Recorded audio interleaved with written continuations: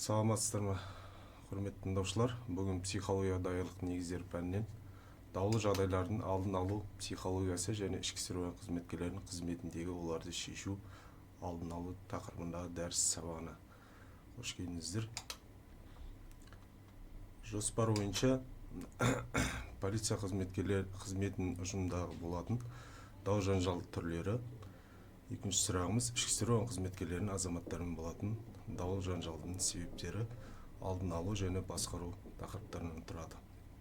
Жалпы сабақтың мақсатына тоқталатын болсақ, ішкі істер қызметкерлерінің сөйлеу қабілеті мен коммуникативтік дағдыны дамыту, агрессиямен күрес, экстремал жағдайларда өз-өзін ұстай білу, қарым-қатынас түрлері, әдіс-тәсілдерін меңгеру, шыдамдылық, сабырлық және ұжымда жұмыс істей білу дағдысымен машықтандыратын боламыз. Сабақтың міндетіне тоқталатын болсақ, полиция қызметкерінің жаңа келбетін қалыптастыру, рухани адамгершілік қасиеттерін арттыру негізінде қазіргі таңда басты назар аударып отыр. Сол себептен ішкі істер қызметкерлерінің қарым-қатынас мәдениеті мен мінез-құлқын, полицияның оң имиджін және халықтың ішкі істер қызметкерлеріне деген сенім деңгейін арттыру болып табылады.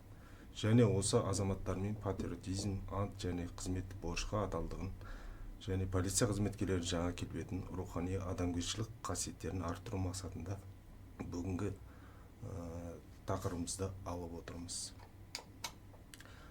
Жалпы дау жанжал дегеніміз не? Дау жанжал екі немесе одан да көп адамдар арасында тұратын, өз көзқарастарына байланысты, ойлауларына байланысты бір-біріне қарама-қайшылығы. Жанжал бұл өзара зиян келтірумен сипаттайтын әлеуметтік қарым-қатынастың субъекттерінің тайталасы. Жалпы дау жанжалға екі адамның арасында болғандықтан көбіне біздер қарама-қайшылықтар көп болады. Сол қарама-қайшылықтарға өзінің жаңағы ойларын бір-біріне сәйкес келмеуіне байланысты болады. Жалпы дау жанжал негізгі себептері түрлеріне тоқталуға болады. Жалпы бізде жанжалдың объектісі және жанжалдың субъектісі бар. Жанжалдың объектісі деп отырғанымыз қазіргі кездегі, яғни белгілі бір жанжалдың туу себептерін айтады, ал субъектісі деп отырғанымыз сол жанжалдың қатысушы тараптарын айтуға болады. Жалпы дау жанжалдың шығу себептері үш түрге бөлінеді. Үдеуіне байланысты, дау жанжалға қатысушылар субъектісіне байланысты және қарама-қайшылықтың бағыттылығына байланысты болып табылады. Бұған тоқталған кезде үдеуіне байланысты, мысалға мен қазір мысал келтіруге болады. Белгілі бір екі қызметкер жұмыс барысында жұмыс барысына оның басшысы мысалға екеуіне өздері белгілі бір жоғары лауазымға тағайындалу үшін өздеріне билік береді. Сол жерде екеуіне шешіп келуіне байланысты біреуіңіз жоғары лауазым, келесіңіз орта лауазымға байланысты. Яғни екі қызметкердің арасында дау жанжал пайда болады. Бұл жерде айтып кетуге болады, антогенестік және антогенестік емес деген дау жанжалға келеді. Антогенестік емес дау жанжал именно осы жағы үдеуіне байланысты дау жанжалдарға жатады. Бұл жерде яғни басшы дау жанжалды көздеген жоқ, бірақ туу себебіне алып келді. Ал антогенестік ол дау жанжалдың әрдайым ұжымда өз дау жанжалды көздеп отыратын тұлғалар болады. Сол себептен осы тұлғаларды айтамыз. Яғни келесі дау жанжалға қатысушы субъектісіне байланысты дейді. Бұл жерде дау жанжалдың қатысушы субъектілер саны бойынша тұлғашілік, яғни түрлері бар. Тұлға аралық дау жанжалдар, тұлға мен топ арасында дау жанжал, топ арасында дау жанжал және әртүрлі тағы да көптеген түрлері бар. Соның үшін мемлекет аралық, партия аралық деген әртүрлі дау жанжалдардың түрлері бар. Келесі, жанжалдың жағдайы, яғни жанжал жағдайы қақтығыстың нақты себебін қамтитын жинақталған қайшылықтар. Жалпы біздер жанжал жағдайынан бұрынға дейін, қайшылыққа дейін, жалпы нәрсе инцидент қаяқтан, яғни инцидент дегеніміз не? Яғни инцидент дегеніміз дау жанжалға себеп болатын жағдайлардың жиынтығы, яғни дау жанжалдың басы айтуға болады. Жанжал дегеніміз өзара ерекше мүдделердің нәтижесінде ашық қақтығыстарға жататын жанжал түрлері болады. Дау жанжалдың негізгі түрлері бар. Бағыты бойынша, яғни көлденең бір-біріне бағынбайтын қатардағы қызметкерлер арасында болатын жағдай, тігінен бір-біріне бағынатын адамдар арасында болады, ал аралас екеуі де осы дау жанжалдың ішінде болады. Көрініс формаларына байланысты дау жанжалдар ашық, яғни қақтығыстар. Бұлар деп отқанымыз күрес ашық түрде адамдар арасында шиеленіс қарсыласу жеңу үшін барлық құралдарды жақсы болатын кезеңге жеткізеді. Және жасырын қақтығыстар болады. Бұл жағдайдан тараптардың әрекетсіздігімен байланысты. Яғни бұл жерде эмоционалды қабылдаулардың, құндылықтар мен мағыналардың сәйкес келмеуіне байланысты осындай болады. Сонымен қатар уақытша сипаттарына байланысты қысқа мерзімді, яғни может 1 минуттан 1 сағатқа дейін, ұзақ мерзімді, сағаттан 1 тәулікке дейін, немесе ұзаққа созылған дау жанжалдардың түрлері болады. Жалпы жанжалдың себептері топтық жағдайдағы себептер болып табылады. Бұнда қызметтік әдепті бұзу, бағыныштылардың әділетсіздік бағалауы, технологиялық құрылымдар және ұйымдастырушылықтың белгісіздігі, ресурстарды бөлу, қанағаттанарлықсыз коммуникация, мақсаттарға және оларға қол жеткізу тәсілдерін айырмашылығы. Және сонымен қатар бұл топтық жағдай болса, енді жеке жағдайлары себептері тоқталатын болсақ, өмірлік құндылықтағы айырмашылықтар өзін ғана дұрыс санауға байланысты болады. Бұл қазіргі кезде топ жағдайында, яғни топ жағдайы мен жеке жағдайдағы осы жанжалдардың себептеріне тоқталып отырмыз. Сонымен қатар дау жанжалға әкеліп соқтыратын іс-қимылдарға тоқталатын болсақ, адамға ашық сенбеу, оған сенімсіздік білдіргенін ашық айту, келесі өз ойын айтып отырған адамды бөлу, ұстамсыздық, адамды ашық жақтырмау, үнемі сол адамды сөгу, адамдарға әділетсіз баға беру болып табылады. Осындай жағдайларда мысалға дауға әкеліп соқтыратын іс-қимылдарға жатады. Соның ішіндегі ұжымда жанжалдың пайда болуына және қолдануға ететін фактілер бар. Бұлар басшының кінәсі және қарамағындағылардың кінәсінен жатады. Жалпы енді басшының кінәсіне тоқталатын болсақ, бұл жерде яғни басшы тарапынан ұжым ішіндегі жұмыстың нашар ұйымдастырылуы, басшылардың тиімсіз стилінің болуы, топтық бірігушіліктің болмауы, сонымен қатар басшы тарапынан ұжым мүшелеріне деген ненің болмауы, яғни бағыныштылықтардың дұрыс жүргізілмеуі және топтық келісімнің болмауы. Бұл яғни басшының тарапынан болатын дау жанжалдарға байланысты болады. Ал енді келесі қарамағындағылардың кінәсінен болатын болсақ, бұл ұжымның жеке мүшелерінің өзімшілдік, мінез құлқы, ондайлар да бар. Жеке тұлғалардың теріс әлеуметтік көзқарастары бар, әрінен ішінде болады. Топтың жекелеген мүшелерінің агрессивтік, мінез құлықтық тенденциялардың болуы. Сонымен қатар жалпы тапсырмаларды орындау кезінде ұжымның кейбір мүшелері мінез құлықтарын көрсету, жауапты. Сонымен қатар жанжалды шешудің бірыңғай ұтымды тәсілін тапқысы келмеу, билікке ұмтылу және ұжымның жеке мүшелері тарапынан басқарылмайтын әрекеттердің пайда болуына алып келеді. Бұл яғни қарамағындағылардың кінәсіне жатады. Бұл жерде яғни қазіргі кезде әр ұжымда болып жатыр осындай жағдайлар дау жанжалды алып келетін. Сол себептен ұжымымызда бір ауызбіршілікпен белгілі бір ережелерге бағынып, сол жұмысымызды ары қарай жетілдіруіне атсалысуымыз керек. Қызметтік жанжалдардың жиі тараған себептері, яғни еңбектің жағымсыз шарттары, ынталану түрлерінің жетілмеуіне байланысты болуы мүмкін.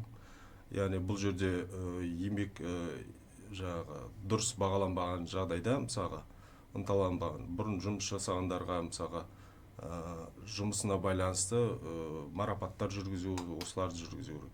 Тапсырмаларды дұрыс тарата білмеу, қол астына қызметкерлерін дұрыс психологиялық түсінбеу.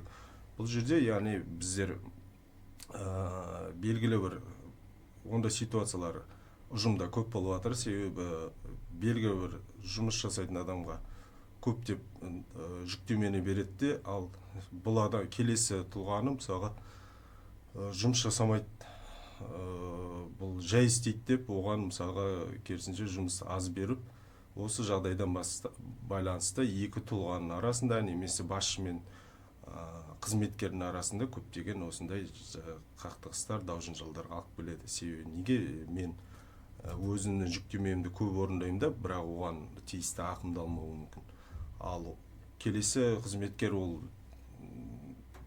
жаңағы белгілі бір тапсырманы орындамайды, но бірақ ол жазаланбайды деген сияқты әртүрлі жағдайлар болады. Сонымен қатар тұлғалық жас ерекшеліктеріне байланысты, яғни бір-біріне сүйіспеушілігі. Яғни жаңа айтқандай, белгілі бір үлкенді кіші үлкенді сыйламау, немесе үлкендер кішіге ақыл айтпау деген сияқты осындай жағдайларда көптеген дау-жанжалдардың болуына байланысты жаңағы қызметтік жанжалдар жиі таралатын себептеріне жатады. Келесі жеке адамдардың тұлғалық сипаттамасын, мінезінің бітістері, іс-әрекеттің арнайы ерекшелік, қарым-қатынастары. Мысалға біз алдыңғы тақырыптарда біздер темпераментті өттік, яғни адамды танып білуге байланысты.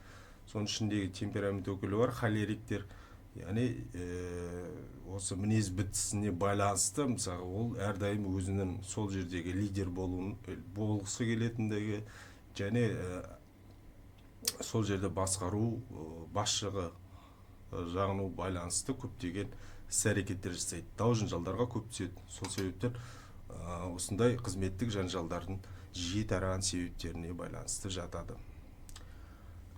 Сонымен қатар жанжалға түсетін тұлғалардың түрлері демонстрациялық. Яғни бұл жерде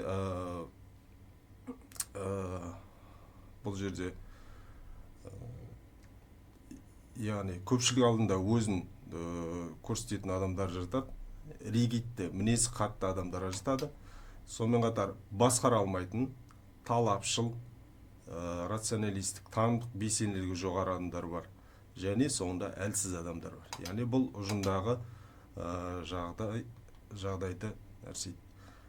Келесі қарайтын болсақ, конфликттегі жанжалдар, яғни тура бұйрық беруді қауіпті қатер етуді, сыныпты аяз, айыптау, мазақ, келемжеу, өткір, мысқылдау болып табылады. Бұларда қорлау, мақтау жағдайларына байланысты, осы жағдайға байланысты біздер конфликтогендік жанжалдарға жатқызамыз.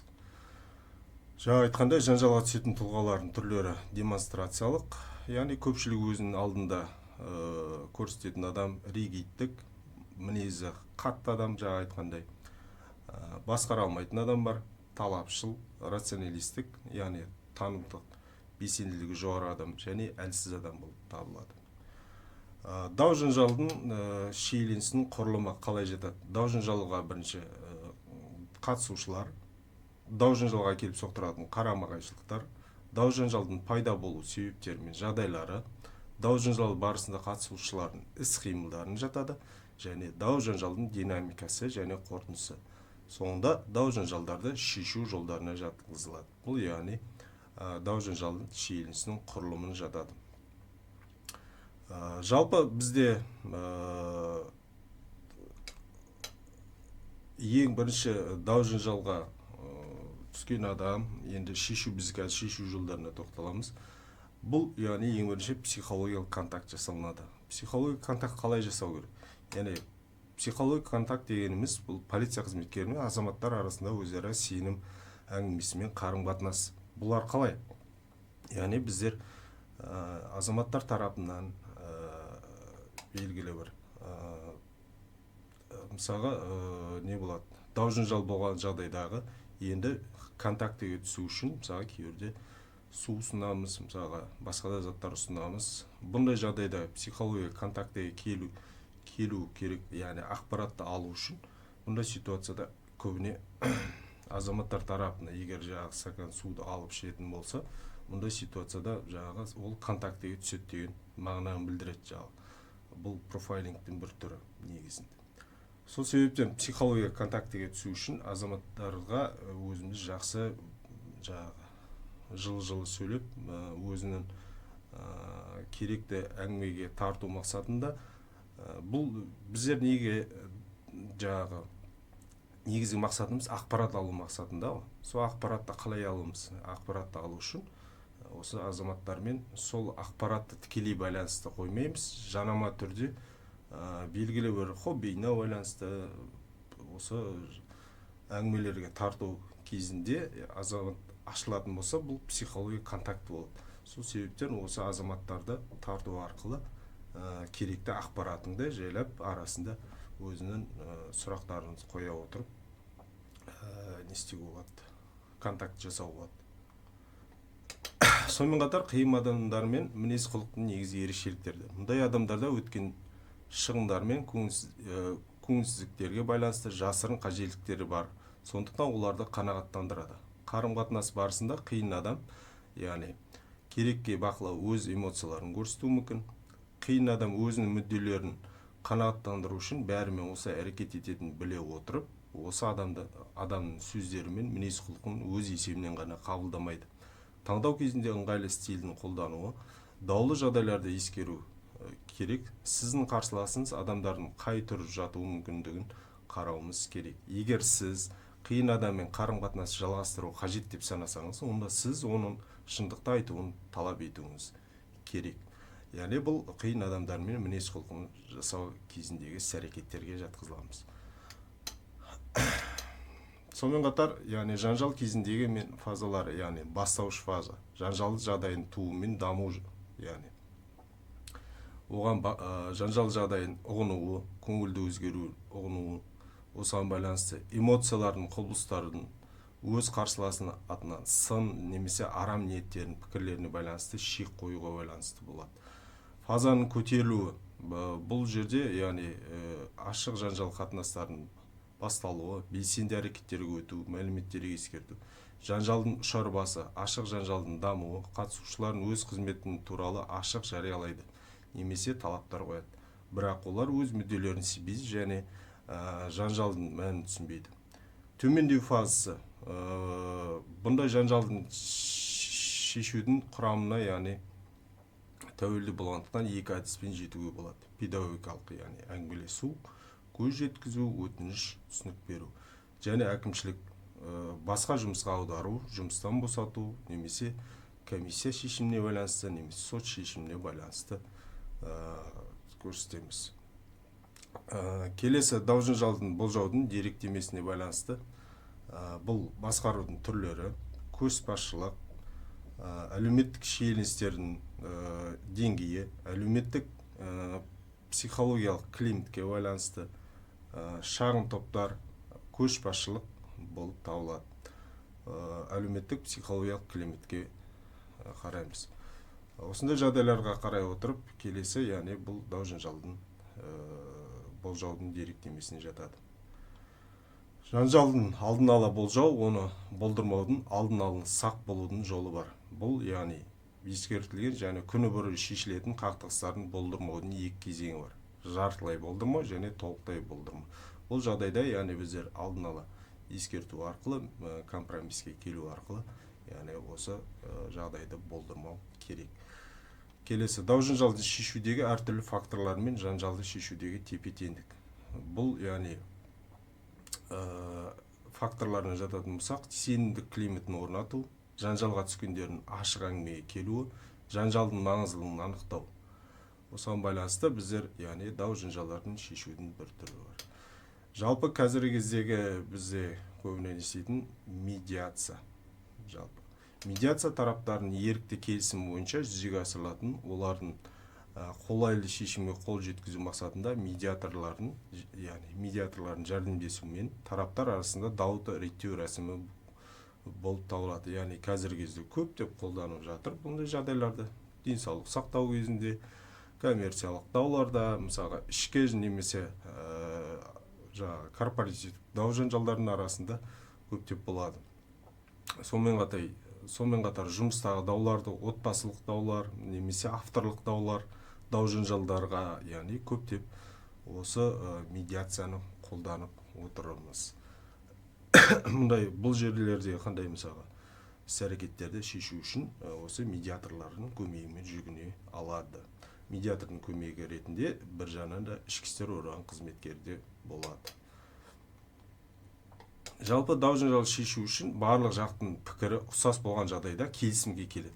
Сырттың күштің заңдық немесе моральдық еркіне сәйкес келісімге келу жанжалдасушы жақтардың бір жағына байланысты келісімге келу арқылы ескерген жанжал өзінің маңыздылығын жояды және өзіне шешіледі.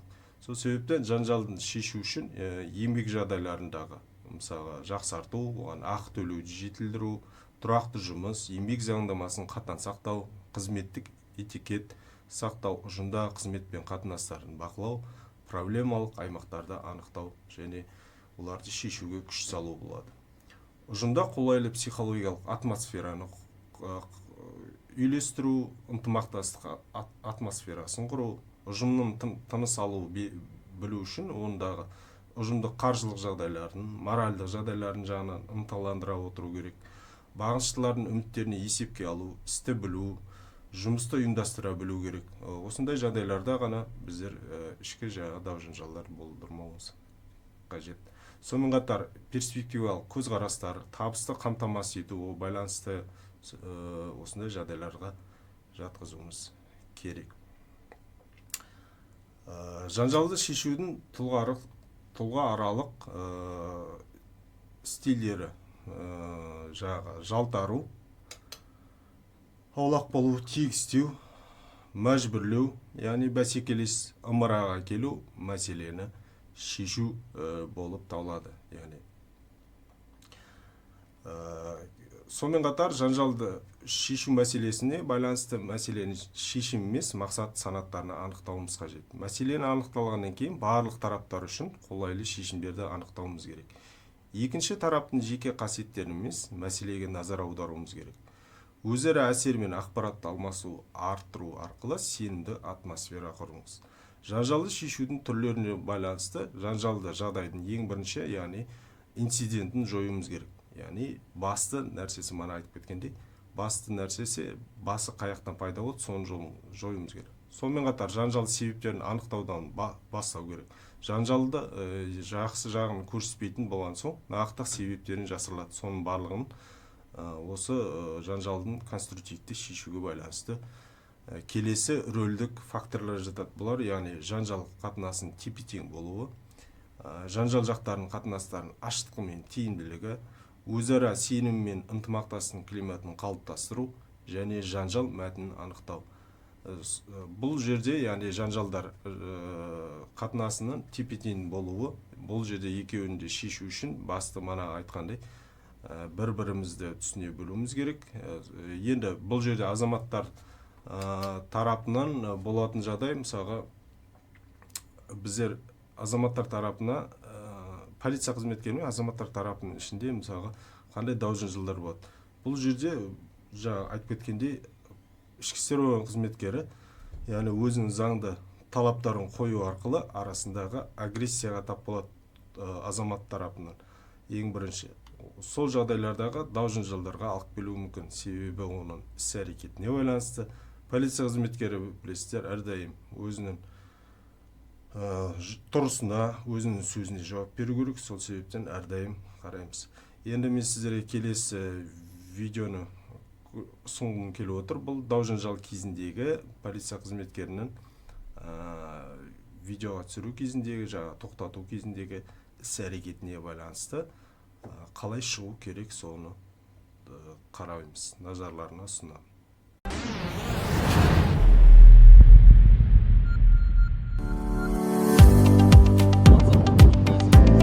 Инспектор службы патрульной полиции, старший лейтенант полиции Шамберген. Уақытты көрсетсеңізші. Сіз не себепті мені тоқтаттыңыз? Для чего вы меня остановили? Причина. Правило 19 дневное время. В данном случае сотрудник полиции обязан вести себя спокойно, не поддаваться на возможные оскорбления, в разговоре оставаться предельно вежливым и спокойным. Речь держать в среднем темпе. Помнить о четкости, доступности и грамотности своей речи. А также не допускать следующее. Выступать в пререкании, использовать ненормативную лексику, возмущаться, кричать, отвечать грубо, со злостью выражать оскорбления и пренебрежение. Использовать такие слова, как «я не знаю», «это ваши проблемы», «уважаемые» и так далее и тому подобное. Далее, предупреждает гражданина об ответственности за оскорбление представителя власти согласно статьи 378 Уголовного кодекса Республики Казахстан. Также информирует, что все действия гражданина фиксируются на портативный видеожетон.